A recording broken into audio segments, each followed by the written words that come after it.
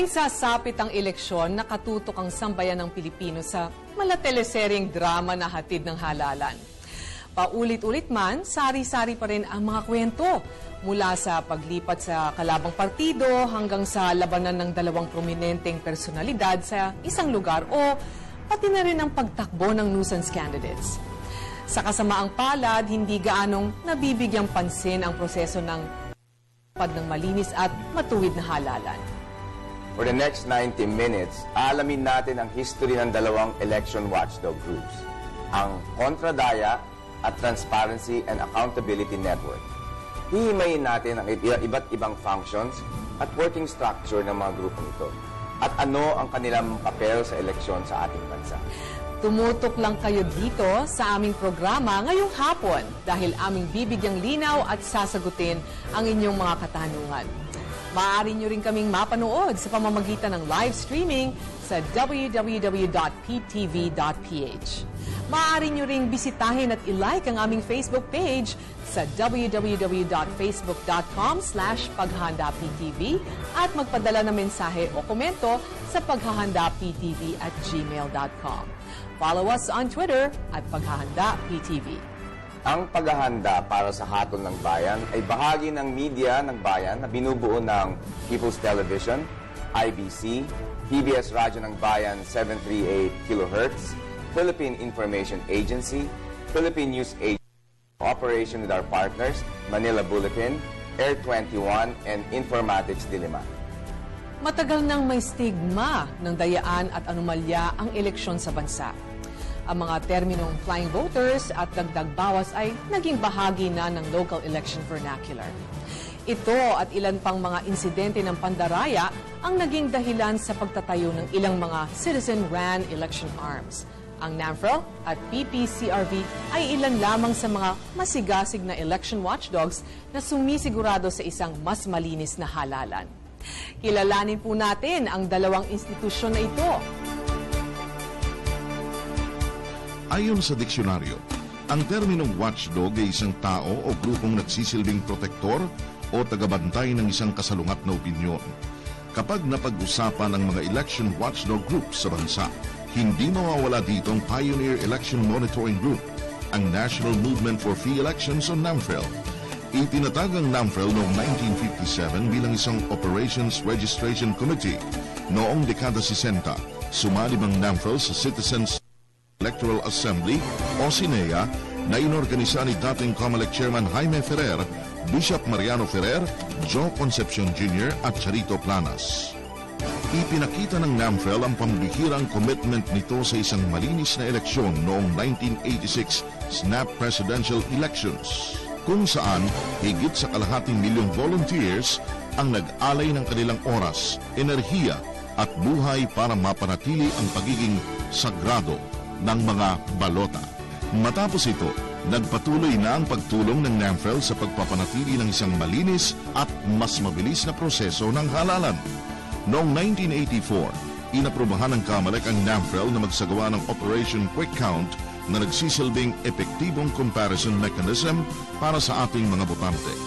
Ang Parish Pastoral Council for Responsible Voting naman o PPCRV ay isang grupong itinayo ni dating Council of the Lady President Henrietta T. Davila, kasama sina Jaime Cardinal Sin at dating Commissioner Heidi Yorak noong 1991.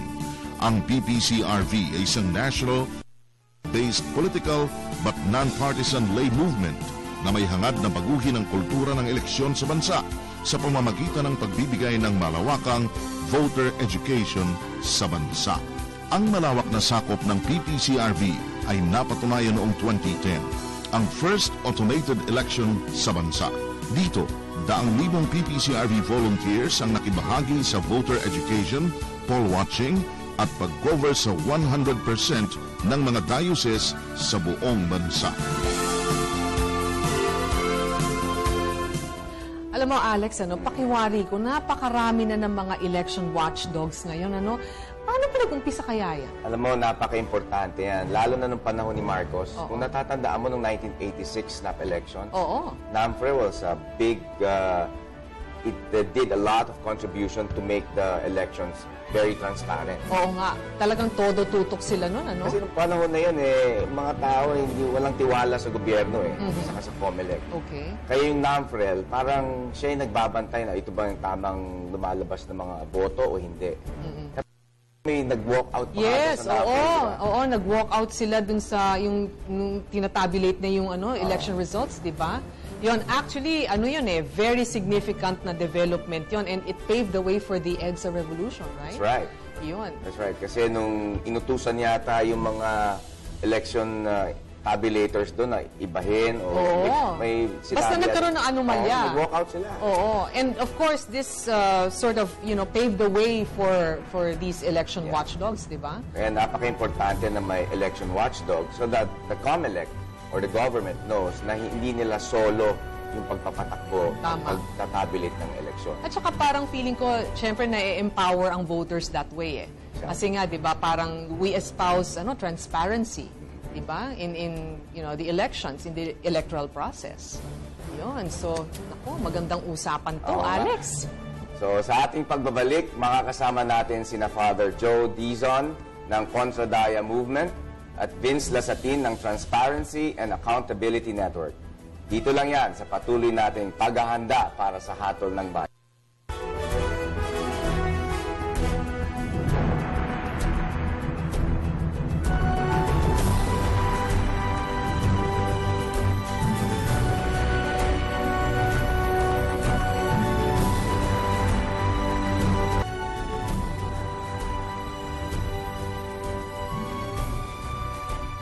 Integral part ng election process ang involvement ng mga citizens groups. Ang mga watchdog na ito ang nagsisilbing mata ng mga mamamayan sa iba't ibang mga polling precincts sa bansa. Huwag na natin patagalin yan. Alex, to tell us more about the importance and functions of the Election Citizens Arms, please welcome to the show Father Joe Dizon, convener and spokesperson of Contra Daya Movement and the lead animator of Solidarity Philippines, a movement to proactively advance the social teachings of the Church. Magandang hapon po. Magandang hapon po naman. And with us is Vince Lasatin, ang Executive Director ng Transparency and Accountability Network. Vince is also an advocate for the passing of the Information Bill. Welcome to the show. Thank you. Okay. So, all right. Pag-uusapan natin basically yung inyong organisasyon and of course yung inyong efforts, no? In preparation for the coming elections. Kasi maraming nagsusulputan ng mga election watchdogs, no, lately. Among the better known ones are PPRCV, of course, and ano pa ba yung iba? NAMFREL, yes. And One Vote. Yes, that's right. So, could you tell us in a nutshell basically what your organization is, espouses, no?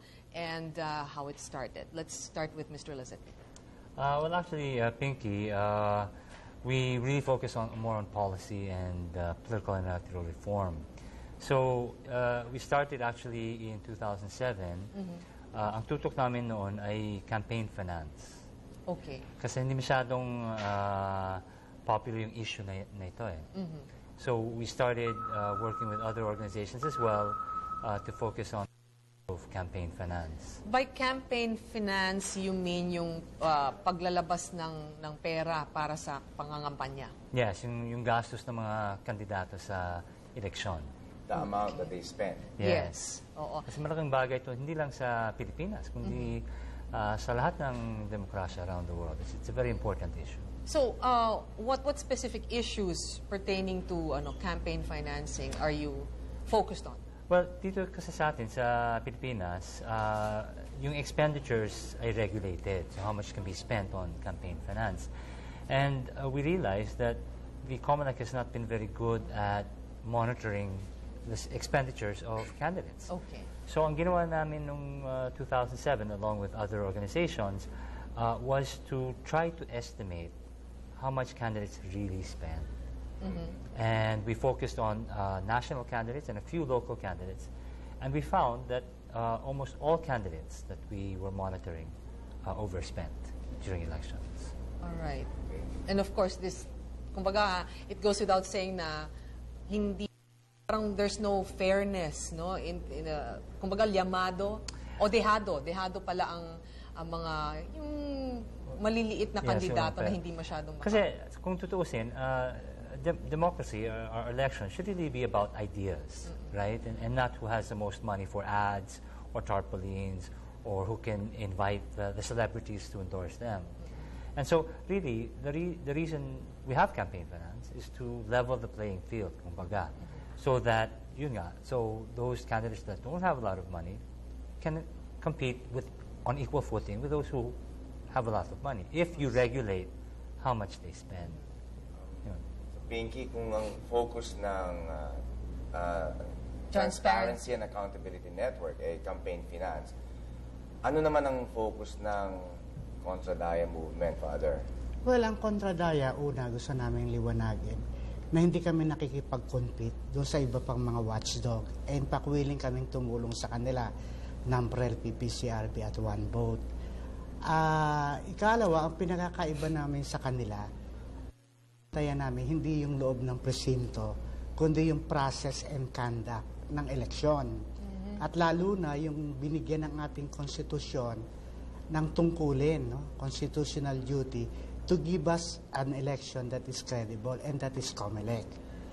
Nagsimula kami sa ganyang involvement na ang binabantayan namin, itong COMELEC mismo, noong 2004, na kung saan noon ang sabi namin, kung may dayaan sa eleksyon, ang mandaraya ay COMELEC.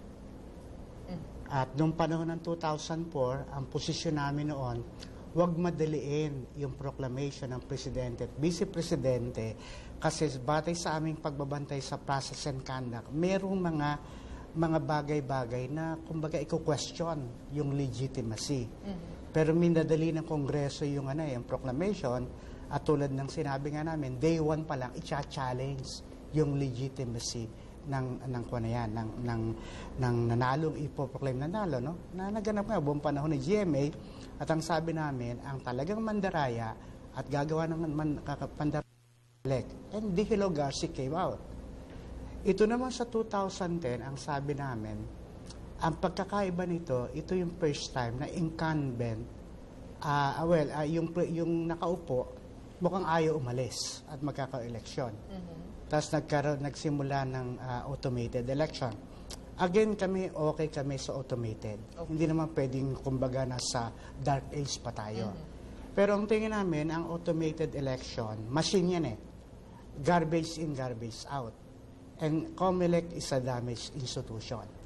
No? Noong 2010, ang sinabi namin, itong PCOS na inadapt ng COMELEC na gagamitin sa automated, punong-puno yan ng, kumbaga, glitches. No? At napakadaling mamanyobra na yung magiging resulta niyan ay talagang magiging questionable. At naganap nga.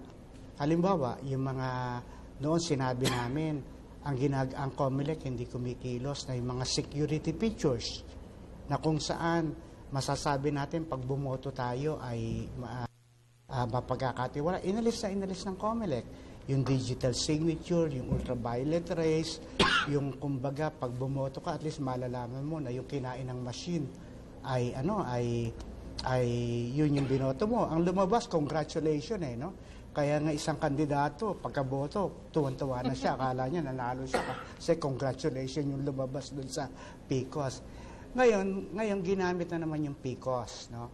Na ang posisyon namin, dapat hindi na lang ginamit ng PCOS. Yung mga Filipino IT naman natin, meron silang mga kakayanan mag-invento at mag-design ng automated election na nakabatay sa ating kultura, no? At mas matipid, no? At mas friendly sa voters, pero pinagpilitan ng COMELEC na gamitin itong PCOS. Nung Saturday, nagkaroon ng mock election. Ang sinasabi ng chairman ng COMELEC, glitches lang yon. May mga machines na hindi ayaw basahin yung balota, no? Merong mga machine na ayaw mag-transmit ng result. Signal precisely daw, defective. Binong PCOS, no? Kung meron kang machine na ayaw basahin yung balota, anong silbi niyang PCOS? Ang sinasabi ng spokesperson si Jimenez dahil daw sa tao. Sinabi sa atin ng 2010, yung PCOS, pag balik ta rin mo man yung pasok ng balota, yung babasahin. Ngayon sinasabi, human error. My gosh, multiply that, we have 50 million voters na magkaroon ng human error, nightmare ang election. Dito mga hindi nagtatransmit ang sinisisi itong mga telcos natin. Sinabi na natin, let us not use a technology adapted sa isang first world country. We are a third world country. At dapat doon natin kinukonsulta yung ating mga IT at diyan sarado yung COMELEC. Kaya sa amin nga, ang aming watchdog, hindi namin binabantayan yung presinto kasi ginagawa na yung iba. Pero day of election, willing yung mga tao namin sumama dyan. Right. Ang binabantayan namin, yung mismong binigyan natin ng karapatan, tungkulin sa konstitusyon na magpatapon ng eleksyon. At hindi lang yung sinusweldohan pa natin ng pagkalalaki-laki na dapat itong mga taong ito ay ensure natin, ginagawa yung kanilang gawain. At kung hindi, dapat silang ilagay sa dapat nilang kalagyan. Okay, I understand both your organizations are multi-sectoral in nature, no?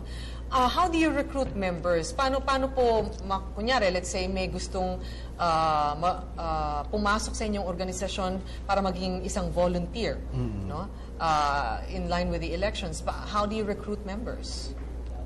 Well, we're a network of organizations, so we don't really work with individual volunteers. We're not really set up to manage an army of volunteers. So, generally, yung amin is really policy level. Okay. We don't actually go down to the precincts and do watchdogging as NAMFREL does or PPCRV does. Our involvement with the elections has really been about policy, about making sure that the policies are in place, that they're enforced, and that they are implemented. Right. So, Vince, how do you impose this, or how do you express this policy-making objectives that you have?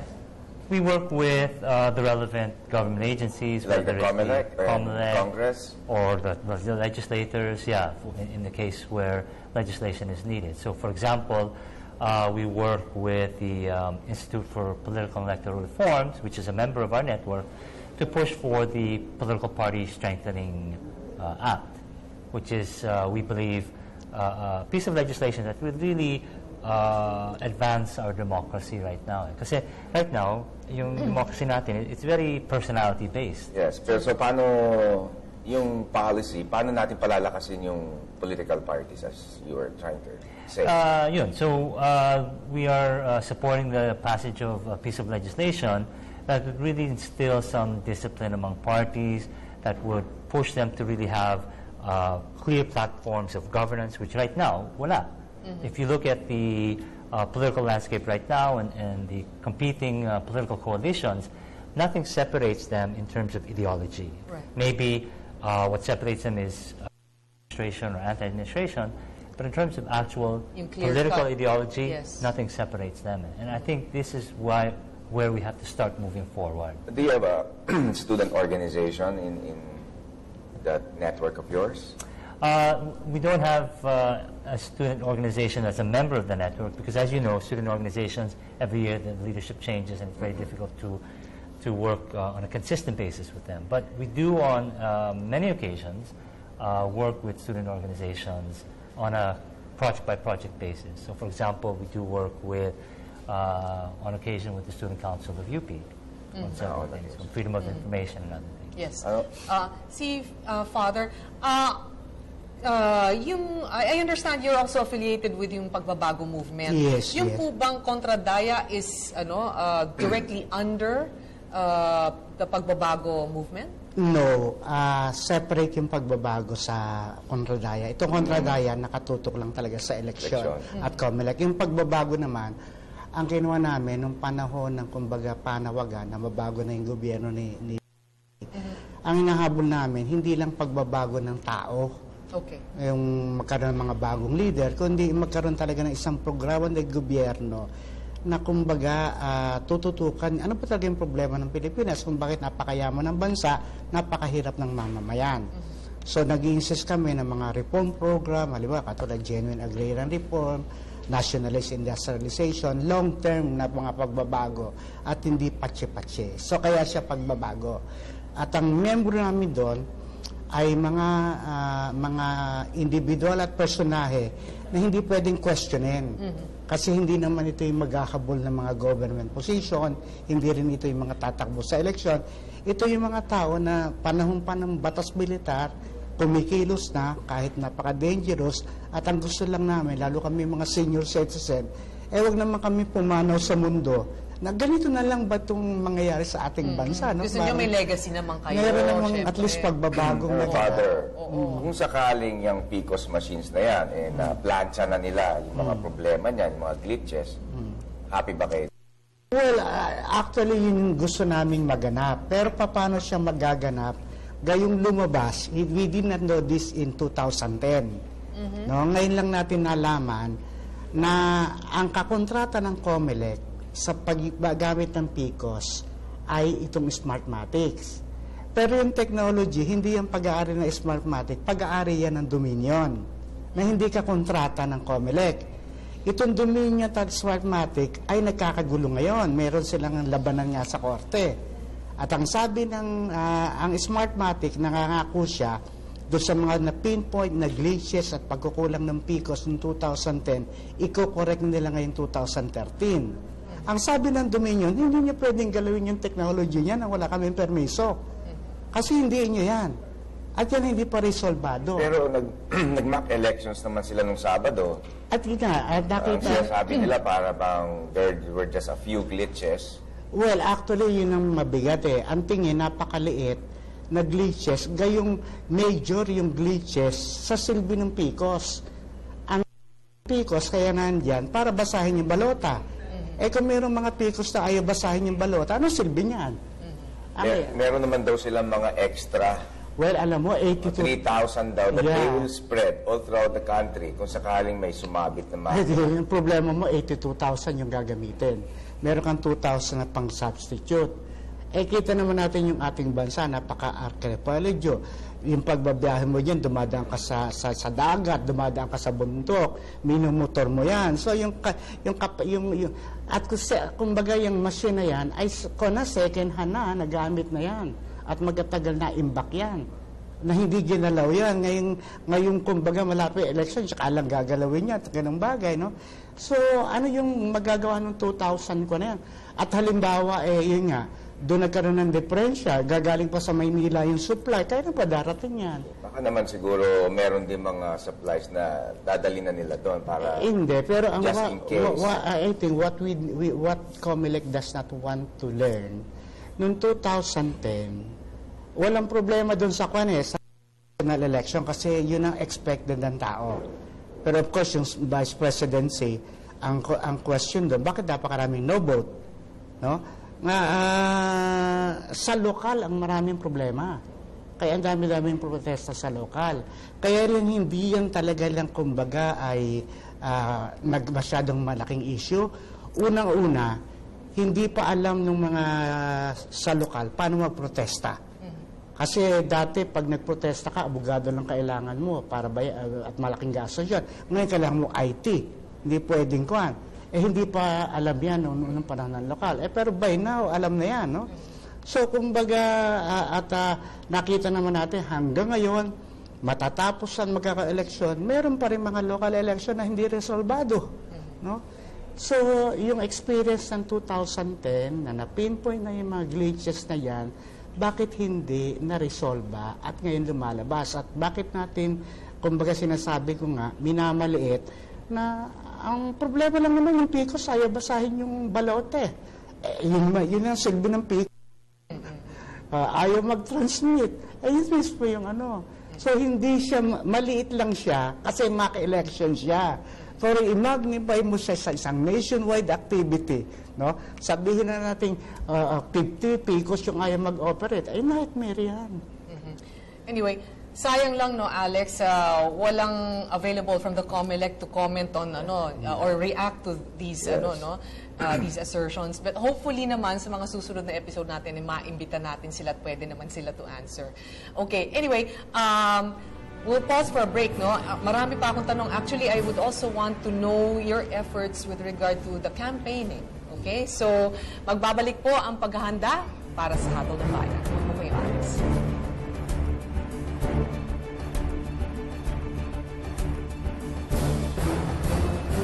Tatlong grupo ang opisyal na kinikilala ng COMELEC bilang Citizens Arms sa halalan ng 2013. Ito ay ang National Citizens Movement for Free Elections on NAMFREL, Parish Pastoral Council for Responsible Voting o PPCRV, at One Movement.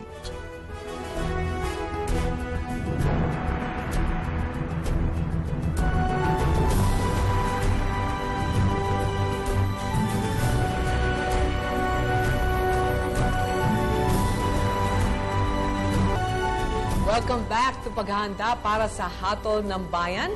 Kasama pa rin natin sina Father Joe Dizon ng Contra Daya Movement at Mr. Vince Lasatin ng Transparency and Accountability Network. Ayun, going back, no, gusto po rin naming malaman yung mga efforts ninyo with regard to the campaign period. Kasi alam naming defined na yung inyong role sa darating na eleksyon. Ano naman po yung mga projects ninyo or involvement ninyo sa yung campaign period naman, Mr. Lasatin? Well, actually, on a personal level, on a personal basis, we started this anti-EPAL movement. Yes. To really focus on this phenomenon that's really unique here to the Philippines. And if we think about it, itong EPAL, ang ginagawa ng mga ibang mga politiko ay really pre-campaigning. I mean, as early as the day after election, they put up their tarps, they paint the waiting sheds with their names, and it's really pre-campaigning. So, for the campaign period, ito ang tutok namin. And maganda yung naging yung lumabas na COMELEC Resolution 9615. Yes.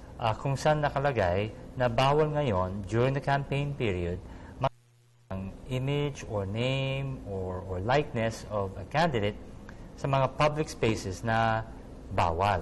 That's within the campaign period? Within the campaign period. Dahil alam naman natin, during the campaign period, you can only post your campaign materials on designated areas. Yung common poster area, right, yung headquarters ng kandidato, tsaka yung private property with the consent of the owner. of course. So any materials outside of those three are considered in violation of the itong 9615 of the Fair Election Act. Yes. And so, for example, once the campaign period begins February 12 for national and March 29 for local, any name of a candidate, let's say on a waiting shed or a tarpaulin greeting Happy Valentine's, is actually going to be considered a campaign material. Okay. All right. Yeah. And therefore, if it's not in the common poster area or the other designated areas, it will now constitute a violation. Right. And yun ang maganda sa bagong resolution ng COMELEC. So, dun sa Facebook page namin, because we started a Facebook page back in May, we will work with the 37,000 followers of the page to monitor this and to submit photos and reports to the COMELEC. And so sa ngayon, may usapan kami with Chairman Brillantes, and we just hammering out the procedures kung paano i-receive yung report, paano i-process yung report.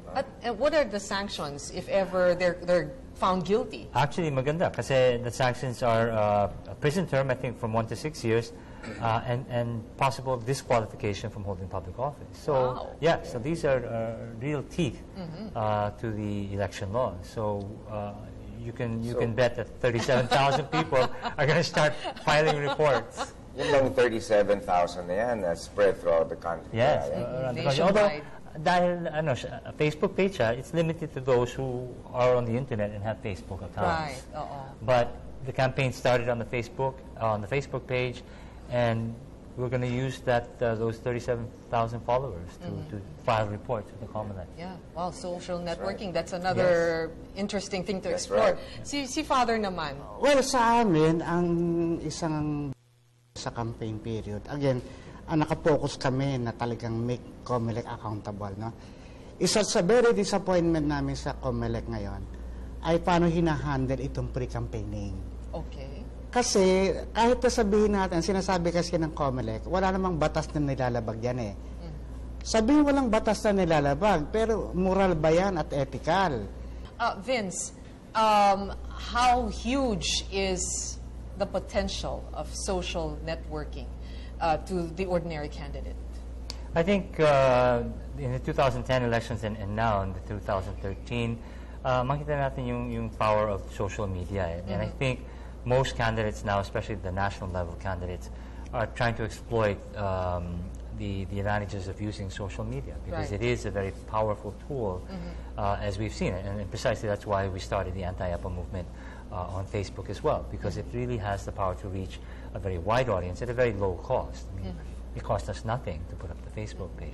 Pero what about, areas which do not have, the internet, access to the internet? Paano sila mapepenetrate ng isang kandidato? Well, as you noted, the internet and social media does have limited reach.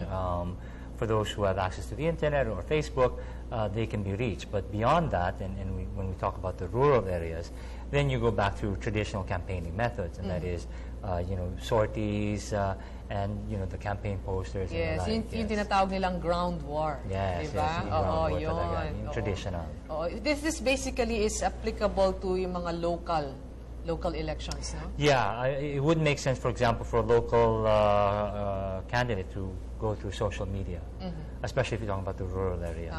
Tama. So it's grassroots campaigning, it's going out to the field, going out to the voters, and really campaigning a very traditional style, which is, I think, is okay for Right. local elections. And tried and tested. Tried and tested. Of course.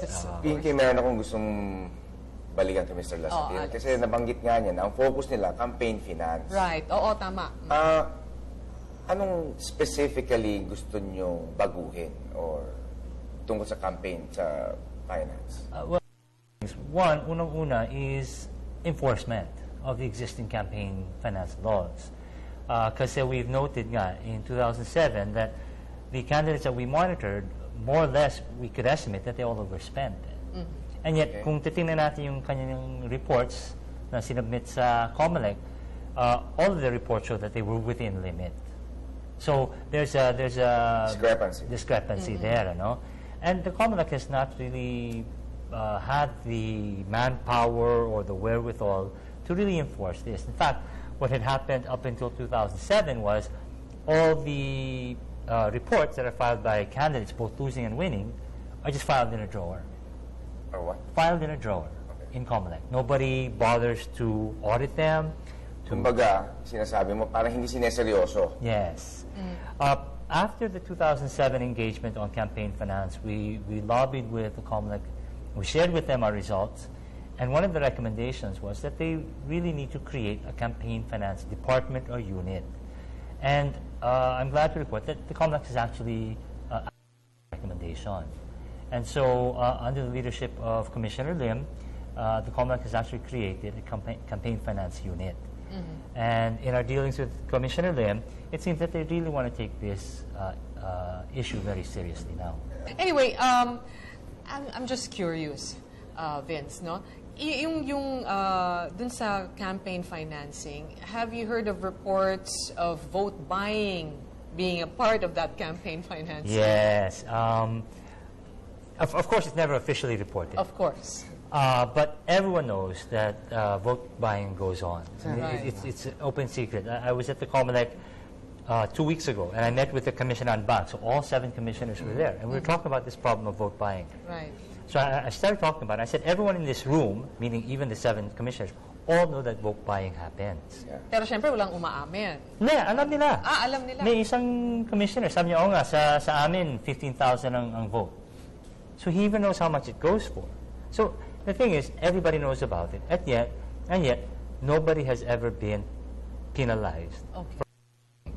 So, yun ang naging usapan namin with COMELEC for this other project naman that we're doing in Abra, is to really put some teeth behind these laws and to Right. really have the COMELEC put its foot down as far as campaign finance issues are concerned and vote buying. So this is another project that we're doing with Transparency and Accountability Network to really, on a very micro level, look at elections and to make sure that the election laws and regulations are really implemented. Okay. Father. Father. Ano naman masasabi niyo dyan sa vote buying na yan? Oo, teka, magandang tanong pa rin yan, ano? Pero syempre, we have to pause for a break. Okay. So, magbabalik po ang paghanda para sa Hatol ng Bayan. Wag po kayo alis.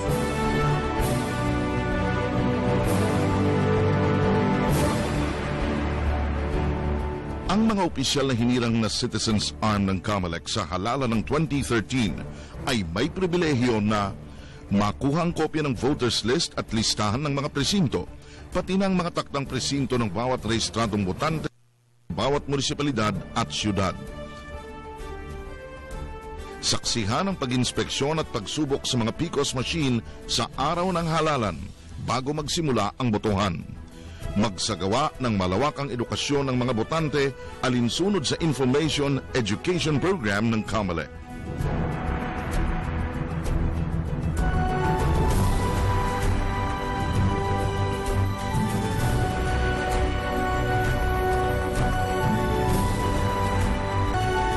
Welcome back, mga kaibigan.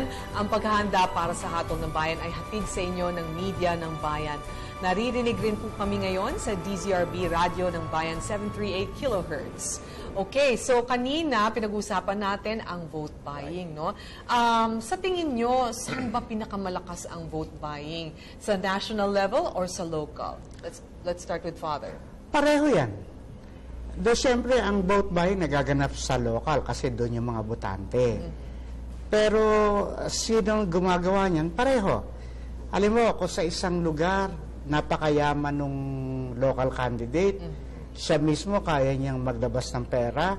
So sa kanya manggagaling, at siya naman yung liligawan ng national para i-deliver yung vote para doon sa national. Okay. No? So pwede hindi nagbibigay ng pera yung national dahil kaya naman yung pera sa lokal. Pero yung patronage at saka yung kumbaga bayaran niyan later on ay masusunod. Pwede rin naman yung local candidate talagang wala namang pera pero meron siyang kakayanan yung mga tao doon sa lugar pabotohin. So yung pera magkagaling sa national.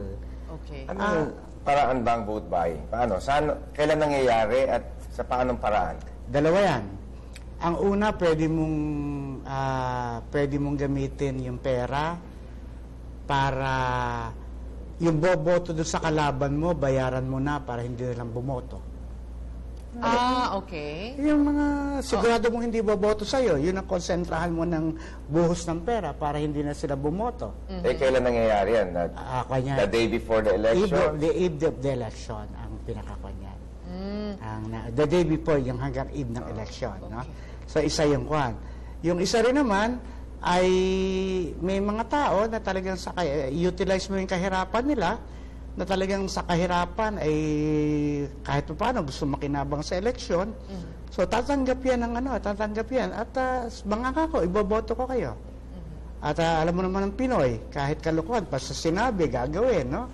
Pero ang ginagawa ng mga kandidato dyan, ang bine-blame yung mga na nagpapabili. Pero how can you blame people in their poverty? No? Ang dapat natin i-blame yung sistema natin, ito itong mga politiko, na ginagamit yung kinakapitalize yung poverty ng mga tao para pababain pa yung moralidad ng ating mga tao. Hanggat ang ating eleksyon, no, ay hindi nagagawa yung mga regulasyon na hindi nakasalalay sa pera, hindi nakasalalay sa kapangyarihan, hindi nakasalalay sa paggamit ng dahas, that will always happen. And the PCOS machine and automated election are not addressing that problem of our election. Vince, what has Transparency and Accountability Network done to espouse yung ganon, yung measures against vote buying? How do you inform or how do you go about voters educating the voters basically para hindi bilhin o ibenta yung kanilang mga boto? It's hard to talk about voter education because it's hard, as Father said. It's a for many people it's a problem. So pagdating ng election, they're being offered 1,000, 1,500 pesos. For a person who 1,500 pesos could be more than a month's worth of wages or whatever, it's an easy choice for them. Okay. So it's not about educating, I think, the voter. It's about giving the voter real options, and really working with the voters to help them be re-empowered. Kasi vote selling or vote buying is a disempowering process. right. It takes that power away from you. And I think what we have to focus on is re-empowering the voter. And this is what we'll actually be doing for the 2013 elections. In previous elections, puro policy level yung ginagawa namin. Ngayon, for 2013, tutok kami sa isang munisipyo Okay. to look at elections through the whole cycle. Kasi ang problema din natin, when we talk about election projects or election programs, tutok sa election. Pagkatapos ng election, iniiwanan namin. Right. And I think there's something wrong with that. So we're going to do an experiment up in Abra, very fun place to do an experiment, to look at the whole election cycle, starting with the voter, working with the candidates, post-election, engaging with the citizens and the local government up until the 2016 elections as well. So to really look at it from the whole cycle and to really see if we can prove to the voter that if they behave properly and abide by the rules, and if the candidates abide by the rules, that there will be a positive impact on their lives. We have to be able to demonstrate that. If we don't demonstrate that, then all of our work is for nothing. Right. Okay. Father. Ang tingin ko isang solusyon talaga in the long term na magagawa natin para yung election natin ay talagang, kumbaga, will serve the interest of the country, yung democracy na. I-democratize ang ating election. Ano ibig pagde-democratize? Halimbawa, yung constitution natin nagsasabi, bawal ang political dynasty. Pero hanggang ngayon, yung ating kongreso hindi gumagawa ng batas para diyan. So, ang political dynasty, ang talaga namang nagagawa niyan ay hindi natin ng pagkakataon yung mga Pilipino na matitino, mahuhusay, idealistic, gusto maglingkod sa bayan, pero hindi kasama sa political dynasty, makatakbo. So hanggat hindi natin dinedemocratize through institutional actions, no? Yun, yung batas sa labas sa political dynasty. Ikalawang pagde-democratize, talagang yung mga batas laban dyan sa vote buying, sa paggamit ng purod, yung election of peace, dalhin lahat yan sa kulungan. Ang posisyon ng COMELEC, kalimutan na lang yung nakaraan, let's just proceed and move on. Hindi mo pwede, hindi kami cannot move on kung makakalimutan mo yung nakaraan. Kasi we never learned the lesson and we do not want to learn the lesson. Parang it's a vicious cycle. It's a vicious cycle. It's a matter of a commitment, both for our people and those in government. We are committed to democratize and that is by means democratization. We come out with institutional reforms that will allow the majority of our people who are willing and able to participate in nation building na magkaroon ng fair chance to be elected. Okay, speaking of political dynasties, your take. Well, I think as an observer of elections over the past several years, I think the problem of dynasties is peaking. I don't know if it's peaking, but it's really reached ridiculous levels, I think, in these 2013 elections. If, for example, we look at the two main political coalitions for Senate, I think between them there are 21 candidates. And of the 21 candidates, I only count 5 who can be considered non-political dynasties. All the other names that we see there belong to families that have been in politics for a long time. They have, you have brother and sister, you have father and son, you have 2 stepbrothers or half-brothers running. I mean, how ridiculous is that? And then all the more on the local level. Right. Where you have the governor, the vice governor, the mayor, the congressman, all from the same family. And even the kabataan barangay. And even, yes. Oh, even, talaga?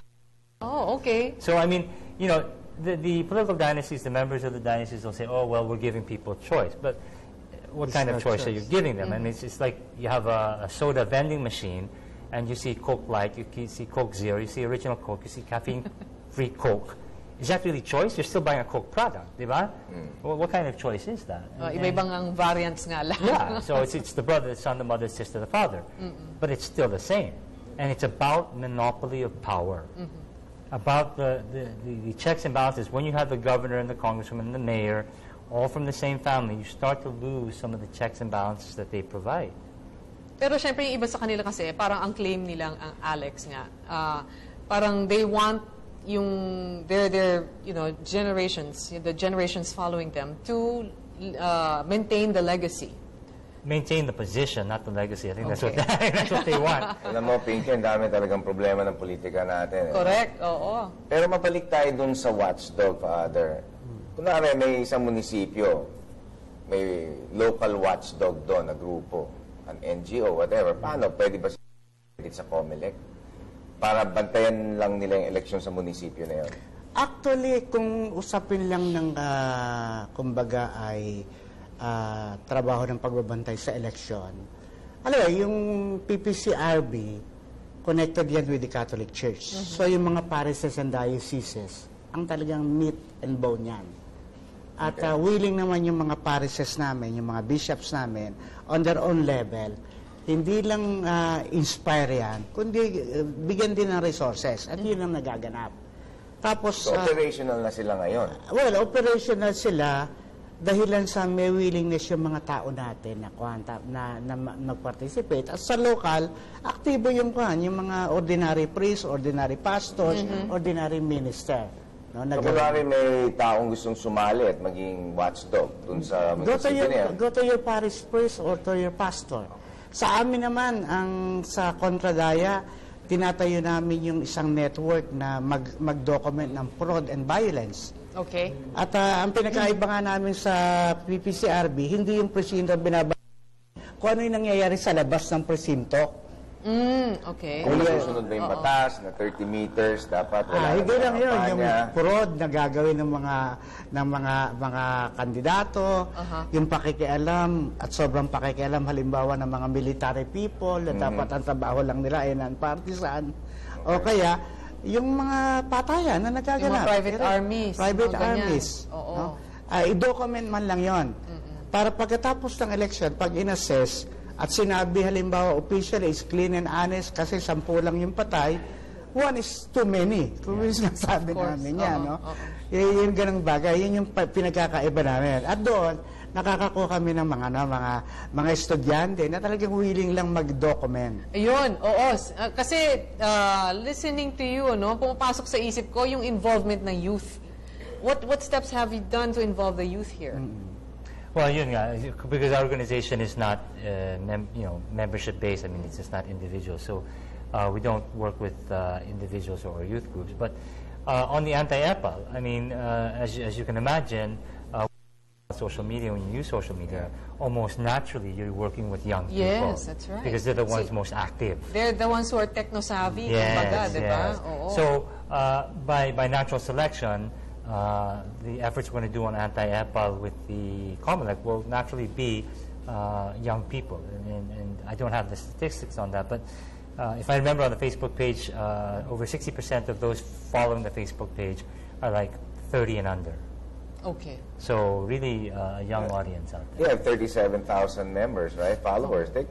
They themselves can be the local watchers there in their own Yes, districts. yes. We will be encouraging the followers of Facebook page to start taking pictures of violations and sending reports back up to COMELEC. So you've got 37,000, and hopefully over the coming weeks we can increase that number as well. So.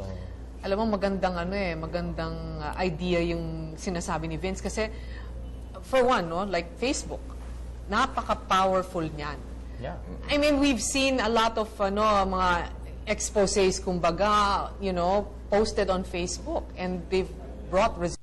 Everybody nowadays, everybody carries a phone that has a camera, and it's easy now to upload these photos. And we started a Facebook page in May of last year, and people are just every day taking pictures. We get hundreds of submissions a day of people all over the country just submitting whatever they see in terms of tarpaulins, waiting sheds, barangay vehicles with the names and faces. In fact, I think I even saw a Facebook page about yung mga EPAL, yung ini-expose lahat ng mga EPAL Yeah, talaga. amin yun.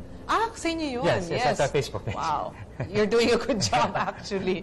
Okay, so marami pa tayong pagkukwentuhan. Magbabalik po ang paghahanda para sa Hatol ng Bayan.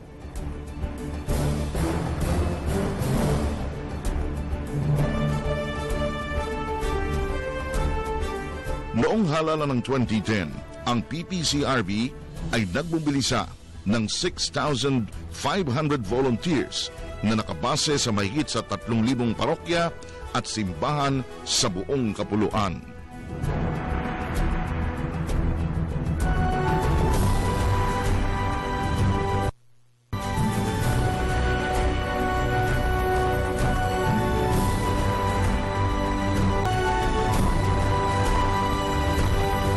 Welcome back mga kaibigan. Ang paghahanda para sa Hatol ng Bayan ay hatid sa inyo ng Media ng Bayan.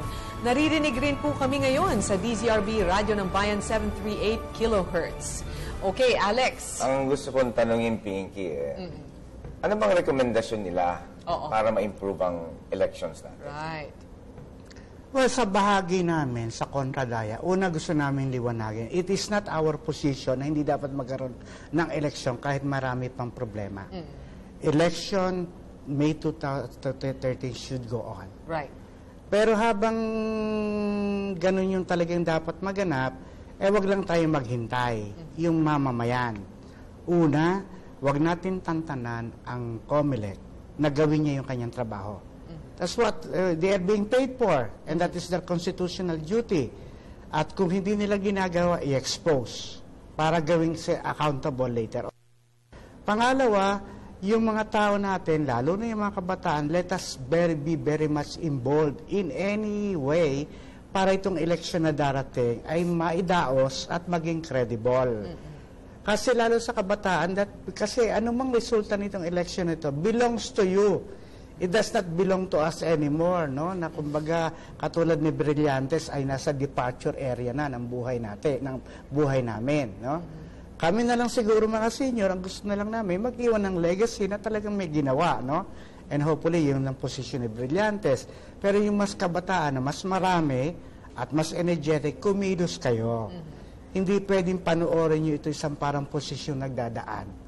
Kasi ang magaganap sa 2013 election, ang nakasalalay dyan ay yung future ng ating bansa na pag-aari ng kabataan. At pwede pa tayong kumilos, may magagawa pa tayo. So dapat they should involve themselves, ano? Oo. What about Vince? Sa tingin ko, sa dating na halalan, I think people should really see the elections as a means to hold incumbent officials accountable. We don't do that enough, eh? And so I would go against the traditional advice, which is vote wisely. Let's not talk about vote wisely. Kasi kung minsan ang nakaharap sa iyo is evil versus lesser evil, eh. Diba? And no matter how you vote, evil pa rin yun. Parang... Diba? So wag na natin pag-usapan yan. Let's look at the incumbent. Start with the incumbent. If the incumbent's running for re-election, did he or she perform well? And I'm talking about local elections, congressional, gubernatorial, even senator. Tignan ng track record. Tignan yung track record. If they deserve to be re-elected, they re-elect them. Okay. If they don't, just vote for the opposite. Kung sino man yun. I mean, blindly almost. Okay. Kasi we don't use the elections enough as an accountability tool. And that is the most direct way we as citizens can hold our officials accountable. Is to boot them out of office if they don't perform. Bahala na kung sino papasok, actually. And then 3 years from now, we'll hold that new person accountable as well. But until we start doing that, until we start making the public officials realize that we're going to hold them accountable every election, their behavior will not improve. So it will always, not always, but more or less it will be, more often than not, evil versus lesser evil. And at that point, no matter how wise you are as a voter, you'll still pick evil. So this voting wisely thing doesn't work for me, personally. Okay, so kumbaga parang hindi na dapat ang thrust yung wise voting, ano? Yeah. But are you trying to say that parang the voters, our voters are discerning enough? Well, it's time. It's time that we start being discerning. And you ask about what people can do. I would say for those young people who are out there who want to get involved, start doing the research on your congressman, on your mayor, on your vice mayor, on your councilors. Find out what they did in the past 3 years. Did they perform? Did they deliver? Were they EPAL? Okay. Do they belong to political dynasties? These are some of the filters that they should be using when evaluating the incumbent. And the young people can then share this information with the other voters. Right. Organize yourselves, work with the other communities, talk with them, share with them what you found in your research, and then use that as a basis to either or to boot them out. I mean, when I talk to people about voting in 2013, I always tell them, don't look forward, look backward first. Look at the past 3 years. Right. What did they do for you? How did they vote, for example, in congressional candidates? How did they vote on issues that are important to you? Tama. Did they vote on RH? Whether you're pro-RH or anti, it doesn't matter. But how did your congressman vote on that? How did your congressman vote on FOI, on other issues that are important to you?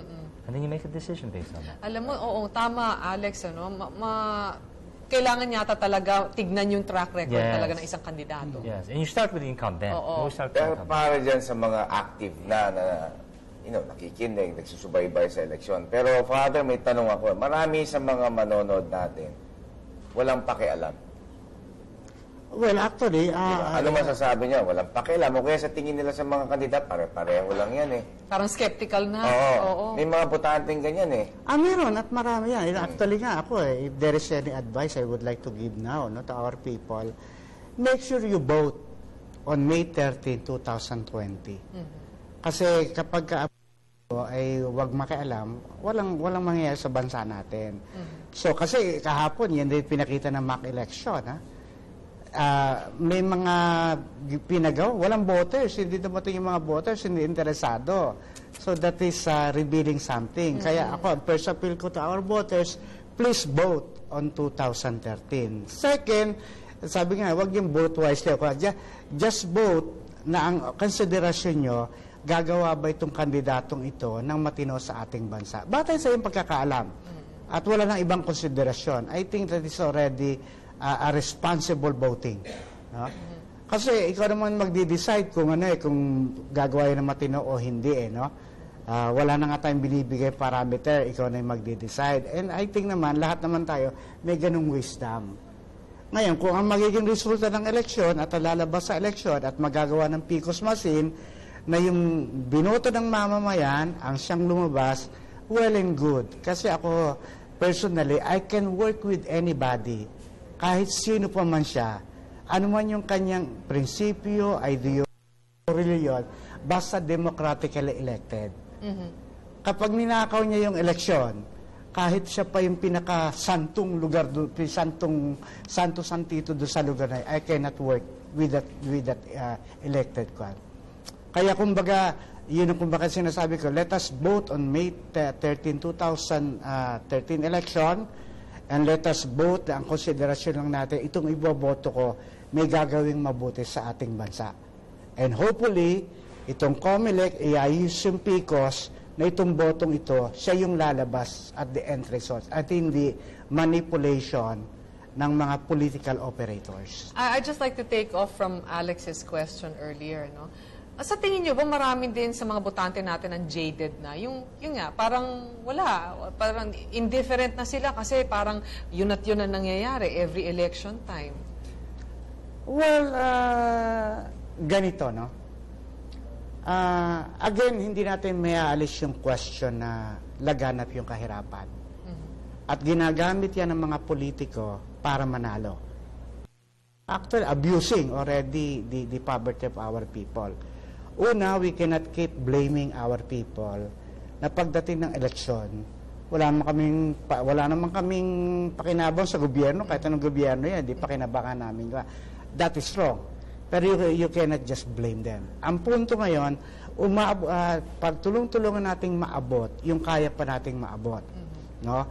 At lahat ng effort doon gawin. Lalo na yung kabataan na majority of our people, of our voters, are young people. No?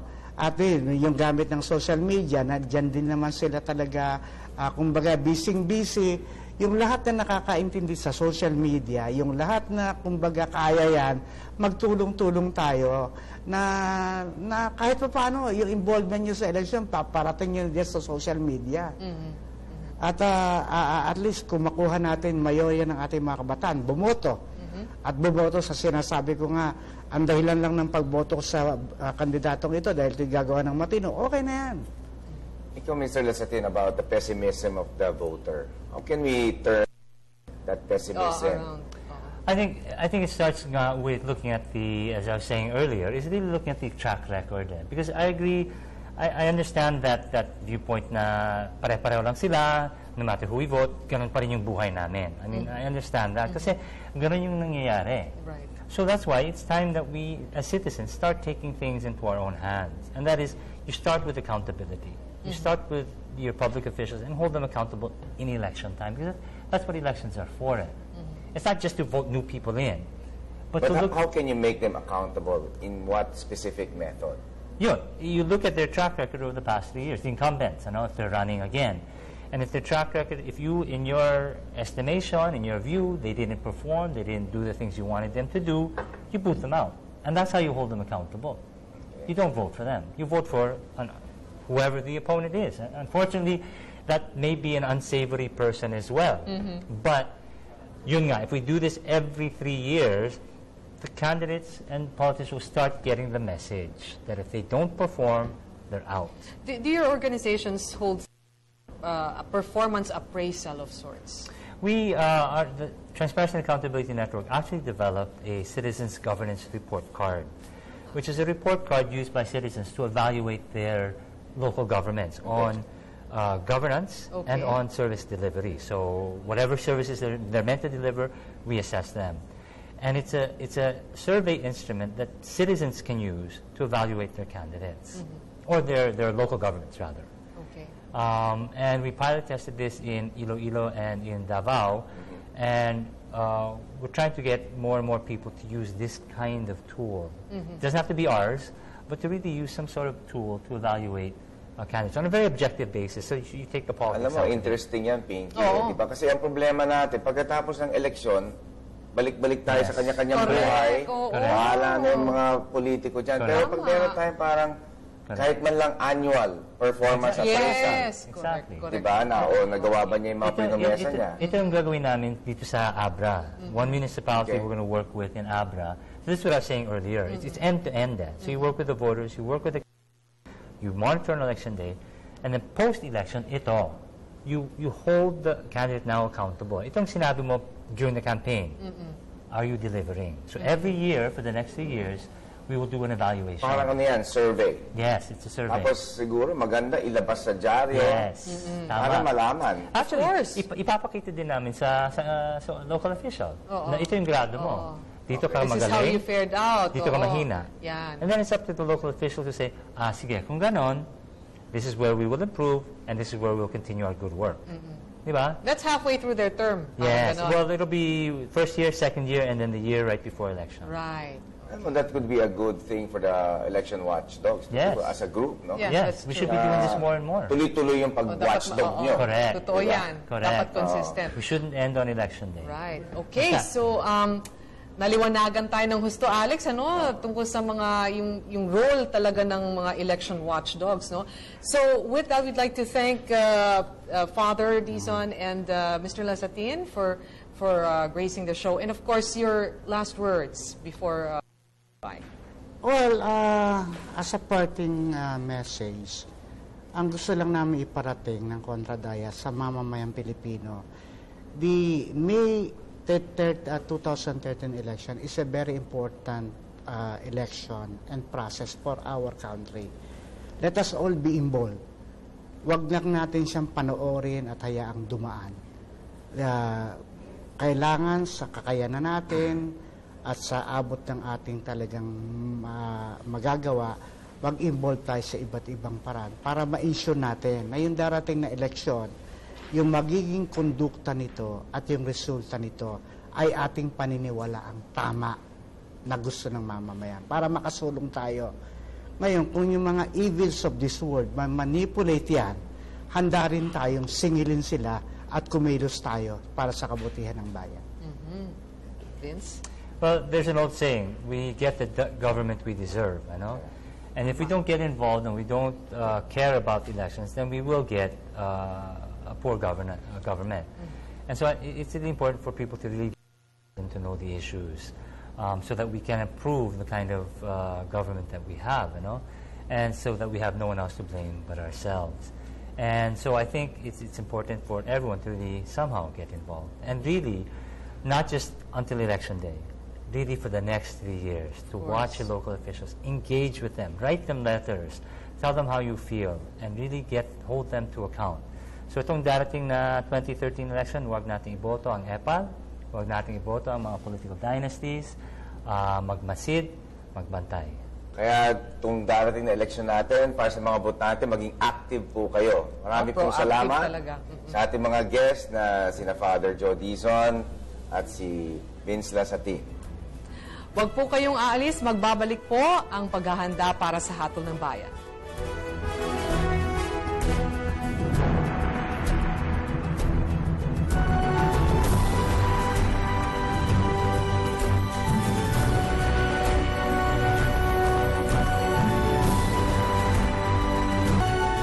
Pahayag ni Director James Jimenez sa mga batikos sa COMELEC. Napaka-unfair na statement niyan dahil marami nga tayong nahuhuli at napipigilan ng mga attempts ng pandaraya. Wala naman silang basihan to say na COMELEC ang gumagawa ng pandaraya.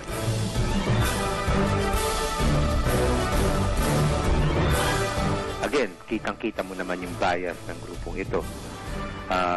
Kung ganyan naman ang pinanggagalingan din ng mga magsasalita ng ganito, hindi ka magugulat na ganito ang mga sinasabi, pero ultimately, ano ngayon ang patunay na garbage out lang, no?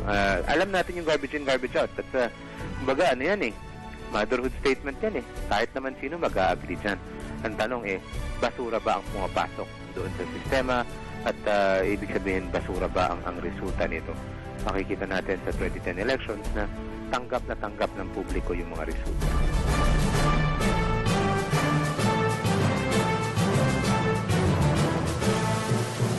Ano namang masama kung lumalabas? Congratulations. Pangalawa, yung balota na doon sa loob ng ballot box, pwedeng maging subject to an audit. At nangyari ngayon, in-audit ngayon. In fact, sa dinami-dami ng kaso na dumaan sa manual verification, wala namang napatunayan o walang nakita na mali ang bilang ng ating mga makina. Again, itong mga detalye na sinasabi nila, lahat ito na-address na, and nung panahon na tinanggal natin itong mga to, hindi yan naka-apekto doon sa accuracy ng bilang.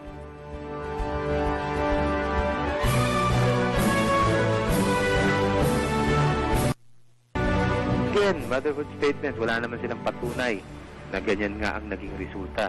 No, in fact, the only empirical evidence that we have, which is the results of the 2010 elections, have been validated over and over and over again. So, itong mga ganitong klaseng paulit-ulit na pananakot sa bayan, hindi ito nakakatulong.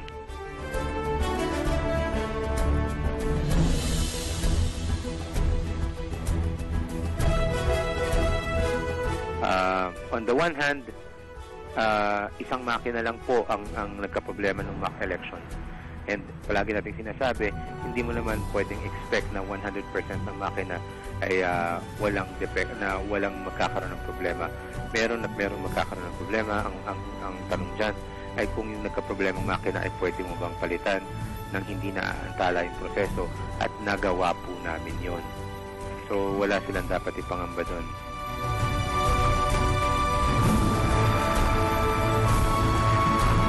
Unfortunately, mukhang sarado din sila sa na kaya natin ng mas magandang teknolohiya.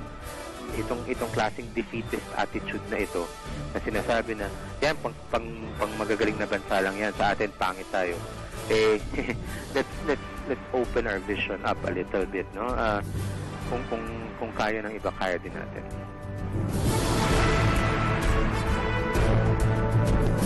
Hindi po namin kasalanan yan, nasa batas yan. Kaawayin ninyo yung Kongreso, sila ang gumawa ng butas na yan sa batas. Para sa mga botante po ay maging mapanuri kayo at pagmasid, tignan ninyo yung mga campaign violations at isumbong nyo sa COMELEC gamit ang hashtag sumbong ko. Padala nyo sa Twitter account ng COMELEC at COMELEC. Maraming salamat po.